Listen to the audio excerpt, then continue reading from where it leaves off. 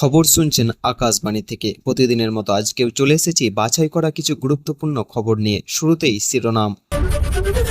যখন খুশি বেরোবেন, ইচ্ছামতো পোশাক পরবেন, বঙ্গে নারীদের ভরসা আইএন এর বার্তা মন্ত্রী অগ্নিমিত্রার।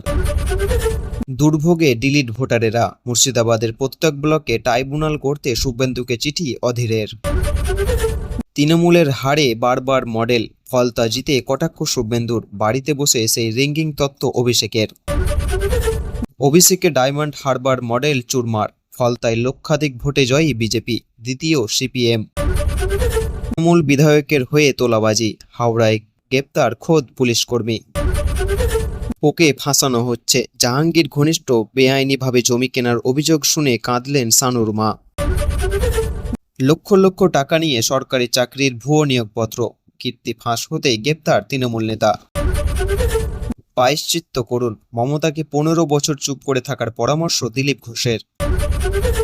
মাঝ আকাশে যান্ত্রিক ত্রুটি, চাষের জমিতে জরুরি অবতরণ বিমানের, কপাল জোরে রক্ষা। 2016 ভোটে নিরপেক্ষ থাকার সাজা, জেলায় বদলি অফিসারদের ফেরাতে স্বরাষ্ট্র দপ্তরের চিঠি লালবাজারের। এতক্ষণ শুনলেন সংবাদ শিরোনাম। এবার আসছে বিস্তারিত খবরে।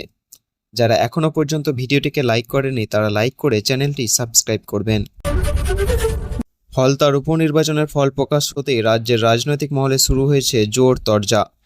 একসময় তৃণমূলের শক্ত ঘাঁটি হিসেবে পরিচিত ফলতা এবং কার্যত ধস নামল শাসক শিবিরের ভোট ব্যাংকে। বিজেপি প্রার্থী লক্ষাধিক ভোটে জয় হওয়ার পর বিরোধী শিবিরের তরফে শুরু হয় তীব্র আক্রমণ।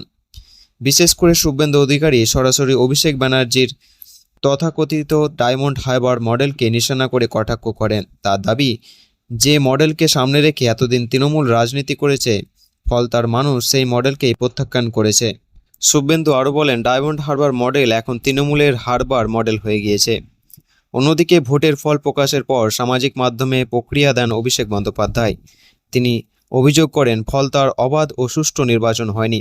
গত কয়েকদিন ধরে বহু তৃণমূল কর্মী ঘরছাড়া হয়েছে বলে দাবি করেন তিনি। নির্বাচন কমিশনের ভূমিকা নিয়েও প্রশ্ন তোলেন অভিষেক। তার বক্তব্য, প্রশাসনিকভাবে বিরোধীদের বিরুদ্ধে চাপ সৃষ্টি করা হয়েছে, যার প্রভাব পড়েছে ভোটের ফলাফলে। রাজনৈতিক মহলের একাংশের মতে ফলতার এই ফল শুধু একটি আসনে হারজিত নয়, বরং রাজ্যের বর্তমান রাজনৈতিক পরিস্থিতির বড় ইঙ্গিত। কারণ একসময় ডায়মন্ড হারবার কেন্দ্রকে সামনে রেখেই তৃণমূল নিজেদের সাংগঠনিক শক্তির উদাহরণ তুলে ধরত। অথচ সেই কেন্দ্রে অন্তর্গত ফলতায় এবার তৃণমূল চতুর্থ স্থানে নেমে যাওয়ায় স্বাভাবিকভাবে দলের অন্দরে প্রশ্ন উঠতে শুরু করেছে। বিশেষ করে ভোটের আগে তৃণমূল প্রার্থী জাহাঙ্গীর খানকে নিয়ে বিতর্ক, অভিষেকের প্রচারে না যাওয়া এবং সংগঠনের অভ্যন্তরীণ অসন্তোষ এখন নতুন করে আলোচনায় উঠে এসেছে। ফল ঘোষণার পর বিজেপি শিবিরে উৎসবে অবহত তৈরি হলেও তৃণমূল অন্দরেই শুরু হয়েছে পর্যালোচনা। রাজনৈতিক বিশ্লেষকদের মতে এর ফল আগামী দিনে রাজ্যের রাজনীতির বড় প্রভাব ফেলতে পারে এবং শাসন বিরোধী সংঘাত আরও বাড়তে পারে। মুর্শিদাবাদে ভোটার তালিকা থেকে বিপুল সংখ্যক নাম বাদ যাওয়া নিয়ে এবার সরবরাহ হলেন অধীর রঞ্জন চৌধুরী। জেলার সাধারণ মানুষের দুর্ভোগ কমাতে প্রত্যেক ব্লকে আপিল ট্রাইব্যুনাল করার দাবি জানিয়ে মুখ্যমন্ত্রী শুভেন্দু অধিকারীকে চিঠি দিয়েছেন তিনি।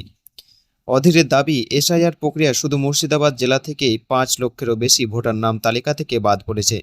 ফলে সাধারণ মানুষ নিজেদের নাগরিকত্ব ও ভোটার অধিকার প্রমাণের জন্য দূরে এতক্ষণ শুনলেন বিস্তারিত সংবাদ। আজকের মতো সংবাদ এখানেই শেষ হলো। ধন্যবাদ।